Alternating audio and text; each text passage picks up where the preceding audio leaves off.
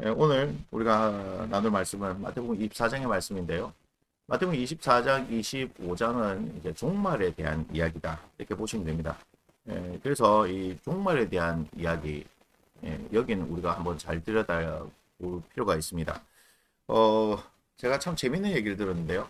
마태복음 이 24장, 25장을 통해서 요한계시록을 푼다. 뭐 이런 목사님도 있다고 그러더라고요. 성경은 묶어놓은 적이 없습니다. 풀기는 뭘 푸는지는 잘 모르겠습니다. 어떤 분들은 제가 이렇게 말하니까 그렇게 말 좀 하지 마라 이렇게 얘기하는데 묶어놓은 적이 없는데 풀기는 뭘 풉니까, 그죠? 그리고 24장, 25장은 마지막에 대한 말씀이기 때문에 당연히 계시록은 마지막 때에 대한 말씀이니까 뭐 그런 유사성이 있겠죠. 근데 뭐 그걸 가지고 굉장히 뭐가 있는 것처럼 얘기하는 그런 사람들, 성경을 통해서 굉장히 뭔가 있는, 자기들만이 뭔가 알고 있는 것처럼 이야기하는 사람, 이건 무조건 조심해야 됩니다. 그리고 마지막 이 종말과 마찬가지고요. 다시 말씀드립니다. 전천년 설입니다. 후천년 설입니다. 설입니다. 설.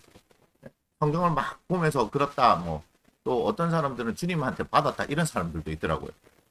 그 입신 가운데 끌려가지고 뭐 이렇게 주님께서 가르쳐 주셨다. 가르쳐 주셨겠죠.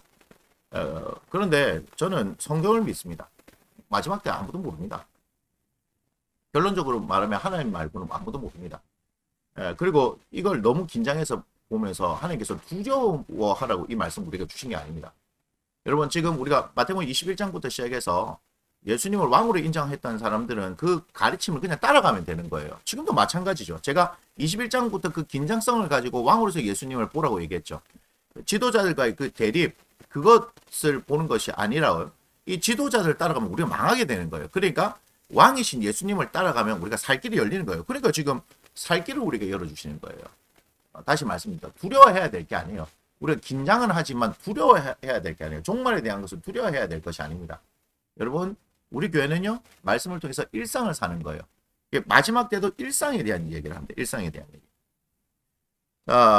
지금 24장 1절부터 한번 볼게요. 예수께서 성전에서 나와서 가실 때에 제자들이 성전 건물을 가리켜 보이려고 나오니, 예수님 말씀하시죠.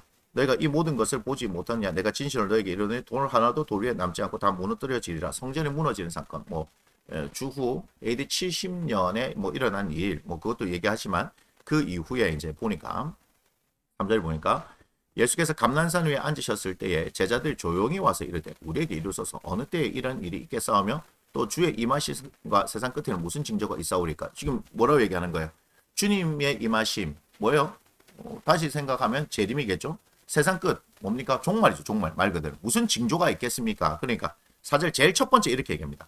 예수께서 대답해 이르시되 너희가 사람의 미혹을 받지 않도록 주의해라. 제가 지금 말씀드렸죠. 자기들만 뭔가 특별히 있다라고 말하고 있는 사람 조심하라 이 말이에요. 미혹이죠. 미혹. 미혹이라는 단어는 누구한테 어울리냐면 사탄에게 어울리는 거예요. 사탄에게. 그래서 5절에 많은 사람이 내 입으로 와서 이르되 나는 그리스도라 하여도 많은 사람을 미혹하리라. 난리와 난리를 소문 듣겠으나 너희는 상과 두려워하지 말라. 이런 일이 있어야 아직 끝은 아니다. 뭐 하면서 쭉 얘기를 하고 있습니다. 자, 그런데 제가 보는 건 뭐냐면요. 12절입니다. 11절에 보니까 잠깐만 볼게요. 거짓 선지가 많이 일어나 많은 사람을 미혹하겠으며 여러분 요즘 유튜브를 보면요. 많이 볼 수 있습니다. 그까지만 할게요. 자, 누가 뭐 미혹을 하느냐라는 것은 뭐 제가 말씀을 드릴 수는 없지만 마태복음 7장을 통해서 예수님 말씀하셨죠. 열매로 그들을 알리라 했으니까 그들이 나타나는 열매를 봐야 돼요. 그 열매는 처음에 안 나타나잖아요. 뭐든지 심고 나면 열매가 열릴 때까지 기다려야 되니까 그거는 시간을 지나서 한번 봅시다. 12절입니다. 불법이 성함으로 많은 사람이 상하게 식어진다. 제가 이것을 계속해서 강조합니다. 불법이 성함으로 많은 사람의 사랑이 식어진다. 여러분, 사랑이 식어지는 것, 그것이 교회에서 일어나면 그건 종말입니다. 예수님께서 주셨던 세 계명이 뭐죠? 서로 사랑하라. 그것은 교회 안에서 일어나는 겁니다. 그런데 그 사랑이 식어지면요, 그게 종말이에요. 주님 뭐 다시 오시고 뭐 세상 끝이 언제고 이게 중요한 게 아닙니다. 교회 안에서 그 서로가 서로의 종이 되어지지 못하고 서로가 서로를 섬기지 못하면 벌써 종말이 온 거라고 보시면 됩니다. 그러면서 13절 지혜가 있습니다. 그러나 끝까지 견디는 자는 구원을 얻으리라. 결국 종말을 대하는 자세는 뭐죠? 끝까지 견디는 것, 인내로서 구원을 얻게 되어진다. 여러분 이게 중요한 겁니다.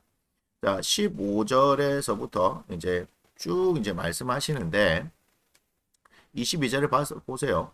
자, 20절. 그날들을 감하지 아니하면 모든 육체가 구원을 얻지 못할 것이나 그러나 택하신 자들 위하여 그날들 감하시라. 여기 여러분 택하신 자에 여러분 주목하시면 됩니다. 택하신 자들을 위하여서 감하신다는 것은 택하신 자들을 구원하시기 위해서 하나님께서 행하시는 일들을 말하죠. 근데 이제 그 뒤에 중요한 건 뭐냐면 그때에 사람이 너에게 말하되 보라 그리스도가 여기 있다 혹은 저기 있다 하여도 믿지 말라. 24절 거짓 그리스도들과 거짓 선지자들이 일어나 큰 표적과 기사를 보여 할 수만 있으면 택하신 자들도 미혹하리. 그러니까 택하신 자들을 구원하시기 위해서 그 날들을 감하시긴 하지만 그럼에도 불구하고 이들의 목표는 뭐다? 택하신 자들. 택하신 자들을 미혹해서 넘어뜨리려고 하는 거죠. 그러면서 25절 보세요. 보라 내가 너에게 미리 말하였노라 이렇게 얘기죠. 말하였노라. 자, 그럼 미혹받지 않을 수 있는 방법에 대한 얘기를 하는 거죠. 우리가 끝까지 견뎌야 되고 또한 그 가운데서 구원을 얻을 수 있는 방법. 예수님 미리 말씀하셨어요. 자, 그러면 사람들이 너에게 말하되 보라 그리스도가 광야에 있다 해도 나가지 말고 골방에 있다 해도 믿지 말고 번개가 동편에서 나서 서편까지 번쩍인 같이 인자의 임함도 그러하리라. 그러니까 갑자기 임하는 거죠. 갑자기. 그래서 죽음이 있는 곳에 독수리 모일 것이니라. 당연하죠. 사체가 있는 곳에 독수리 모이는 것처럼 뭐요? 부정적인 거죠. 부정적인 거. 부정적인 것은 부정적인 것들이 모이게 되죠. 그러니까 그런 것에 의해서 모이지 말라는 거예요. 모이지 말라. 그러니까 뭐예요? 계속했던 어떤 미혹의 역사들을 통해서 사람들 끌어모으는 거예요. 그 가운데 뭐 하는 거예요? 택하신 자들 끌어모은다는 거죠. 뭐 하기 위해서? 망하게 하기 위해서. 정신 잘 차려야 됩니다. 자, 그러면서 이제 29절부터 쭉 보니까 31절에 봐요. 그가 큰 나팔 소리와 함께 천사들을 보내니 그들이 그의 택하신 자들을 하늘 이 끝에서 저 끝까지 사방에서 모으려. 자, 우리는 계속해서 뭘 봅니까? 종말의 때에 택하신 자들을 계속해 봐야 됩니다. 그 택하신 자들이 누굴까요? 저와 여러분 아닙니까? 예수 믿는 사람들입니다. 그래서 여기에 자꾸 뭐를 덧붙이는 사람들도 위험합니다. 성령님에 대해서도 마찬가지고 여러 가지 어떤 사역적인 부분에 있어서 말씀에 대해서도 마찬가지인데 우리 말씀 그대로 한다면요. 주는 영이시니 주의 영이 계신 곳에 자유가 있다 말씀하시고 요한복음 8장 32절 보면 뭐라고 말씀하십니까? 이렇게 하죠. 진리를 알지는 진리가 너희를 자유롭게 하리라 이렇게 말씀하시죠. 그러니까 예수 그리스도를 믿으면서 우리가 자유하게 되는 거예요. 근데 자유에는 반드시 책임이 따른다는 것은 알겠지만 여러분 계속해서 뭔가 다른 어떤 것이 있는 것처럼 만들어요. 예수 믿는데 뭐가 있는 것처럼 만들어요. 계속해서 무슨 단계를 계속 만들어요. 그냥 들어보면 뭐 영적 몇 단계 이렇게 얘기도 하고 저도 영성을 공부를 해서 압니다. 그래서 봤더니 뭐 어떤 단계 이러면 그렇게 되어진다 하는데 제가 안 가봐서 모르겠습니다. 그렇게 하면 여러분들이 저를 아이고 영성 없는 목사네. 그렇게 얘기해도 상관없습니다. 저는 영성이 있건 없건 그게 중요한 게 아니고 하나님의 말씀을 그냥 보는 거예요. 그리고 그 말씀의 가르침을 보는 거죠. 그럼 종말에 뭐가 중요한 거예요? 택하신 자가 하나님께 책임져 주시는데 뭐 하지만 마라. 미혹되지만 말라 이 말이에요. 그럼 미혹을 안 될 수 있는 방법 뭐밖에 없습니까?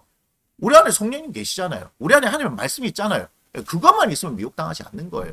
지금 이와 같이 말씀을 통해서 가르치고 있는데도 불구하고 자신의 어떤 욕심이잖아요. 욕심. 미혹당하는 이유는요. 탐심 때문에. 자기 욕심 때문에 미혹당하는 거라니까. 여러분 분명히 아셔야 돼요. 그러니까 철저히 하나님의 말씀 가운데 그 말씀을 배우고 살아가는 사람들이라면 여기저기서 무슨 징조가 나타나든 누가 뭐라 말하든 흔들림이 없습니다. 근데요. 우리는요. 예수 믿는다 하면서도요. 이럴까 저럴까 너무너무 많이 흔들리는 거예요. 제가 목사로서 저희 성도들을 가르치는데 이런 고민 안 하겠어요? 아까 저기 서기관 바리새인들 막 꾸짖을 때 야, 니도 천국 안 들어가면서 사람들도 천국 못 들어가게 하지 않느냐? 저 그 말씀 볼 때마다요. 저한테 엄청난 이 도전이 돼요. 나도 천국 가야 되지만 내게 맡겨주신 이 양떼들도 함께 천국 가야 되지 않겠느냐? 우리가 이 육신의 장막을 벗고 나서 천국이라는 곳에 가야 되고 거기에 나와 함께 신앙생활 했던 사람들이 다 있어야 되지 않겠습니까? 제가 목양했을 때에 그 성도들이 다 있어야 되지 않겠습니까? 그거예요. 그렇기 때문에 제가 전천년설 얘기하고 후천년 얘기하고 어떤 사람 후천년에서 얘기하고 전 3년반 후 3년반 휴거 얘기하는 그 가운데요. 야, 어떻게 하면 이 성도들을 지켜낼 수 있을까? 어떻게 지켜낼까요? 말씀을 가르치는 거 외에는 방법이 없습니다. 제가 구원을 해줄 수 있는 존재는 아니잖아요. 구원은 오직 하나님께만 있기 때문에. 그러니까 지금도 말씀드린 거예요. 자꾸 뭔가 이 종말 얘기하면서 공포감을 조성하고요. 이게 보험이에요, 보험. 보험이 수법이 그래요, 맨날. 보험이 우리에게 불안감을 조성해가지고 보험에 가입하게 만드는 거예요. 물론 보험의 순기능도 있습니다. 하지만 계속해서 그런 어떤 우리에게 부정적인 것들을 심어주고 보험을 가입하게 만드는 거예요. 그와 마찬가지로 막 이상한 거 늘리잖아요. 저기 뭐 신천지부터 시작해갖고 막 자기들이 뭐만 있는 것처럼 그렇게 얘기하는데 무조건 피해야 돼요. 조심해야 돼요. 성경 보세요, 제가. 제발 성경 보세요. 제발. 예? 성경을 봐야 돼, 성경을. 그리고 성령님의 이끄심을 구해야 됩니다. 그 다음에 32절에 보니까 이제 무화과 나무의 비유를 배우라 이렇게 얘기합니다. 아니 무화과 나무의 비유를 배우라 하는 거예요. 그러니까 예수님은 마지막 때를 살아가는 종말을 준비하는 우리들에게 어려운 걸 얘기하는 게 아니고 무화과 나무 비유를 배우라고 얘기하잖아요. 그렇지 않습니까? 그리고 36절에 아주 중요한 얘기를 하죠. 그날과 그때는 아무도 모르나니 하늘의 천사들도 아들도 모르고 오직 아버지만 아십니다. 맞습니다. 그렇게 됩니다. 자, 여기 하나 재밌는 거 얘기할까요? 봐요. 네, 30절 노아의 때와 같이 인자 임함도 그러하리라. 마지막 예수님 오실 때도 노아의 때가 같습니다. 그런데 홍수 나가지고 뭐 다 죽을 때까지 깨닫지 못했다. 뭐 그런 거예요. 그런데 40절에 제가 얘기하는 거. 그때 두 사람이 밭이 있으면 한 사람 데려가고 한 사람 버려둠을 당하고 두 여자는 맷돌질을 하고 있으면 한 사람 데려가고 한 사람은 버려둠을 당할 것이라. 그러므로 깨어있으라. 어느 날에 너희 주가 임하는지 너희가 알지 못한다. 이거예요. 무슨 말이냐? 밭 가는 거 뭐죠? 자기 일상 사는 거요. 맷돌질 하는 거 뭐예요? 일상 사는 거예요. 일상 살다가 가는 거예요. 일상 살다가.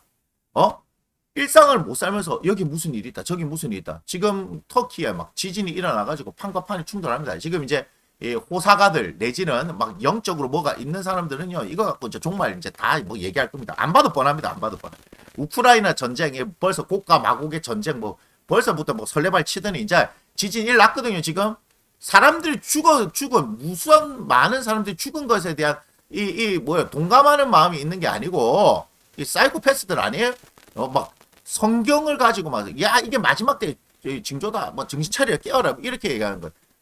죄송합니다. 극하게 얘기하니까 또라이들 지금 사람이 죽었잖아요. 사람이 뭐 그들에게 기독교가 뭐 얼마나 있겠습니까? 투르키에 그러면 또 뭐 잘못된 종교를 믿어서 어떻다 저떻다. 우리는 심판자의 입장에 서 있는 게 아니에요. 우리는 정죄하는 역할을 하는 사람들이 아니에요. 죽음에 대해서 슬퍼할 줄 알고 그들의 그 고통에 대해서 공감할 수 있어야죠. 그래 안 하니까 뭐 배운 거 글 가지고 배운 거 갖고 봐라 그럴 줄 알았다. 뭐 이상한 종교 믿고 뭐 타 종교를 믿으니까 이렇게 된다. 어떻게 된다. 이상한 헛소리들만 하니까 교회가 욕먹는 거예요. 우리는 정죄하는 사람들 아닙니다. 우리는 비난하는 자리에 있는 사람들이 아닙니다. 우리는 공감하는 자리에 있는 사람들입니다. 기억하세요. 그래서 제가 말씀합니다. 왜 우리가 일상을 사는 것에 대해서 중요하게 생각하느냐. 주님의 임할 때도 그렇다잖아요. 밭 깔다가 가고 맷돌지다가 가는 거예요. 여러분 보세요. 눈을 열어 보세요. 마지막 때니까 뭐 재산 다 팔아가지고 어디에 숨어 있고 뭐 하고 그거 아니에요. 자신에게 주어진 일상에 최선을 다해서 사시기 바랍니다. 예? 그러면서 이제 봐봐요. 그 다음에 이제 보니까 준비되지 않을 때 온다라고 계속 얘기를 합니다. 준비되지 않을 때. 지금 그 얘기를 하는 거예요. 그래서 45절. 충성되고 지혜 있는 종이 되어 주인에게 그 집을 사람들을 맡아 때를 따라 양식을 나눌 자가 누구냐? 주인이 올 때 그 종이 이렇게 하는 것을 보면 그 종이 보기 좋아. 당연한 얘기 아니에요?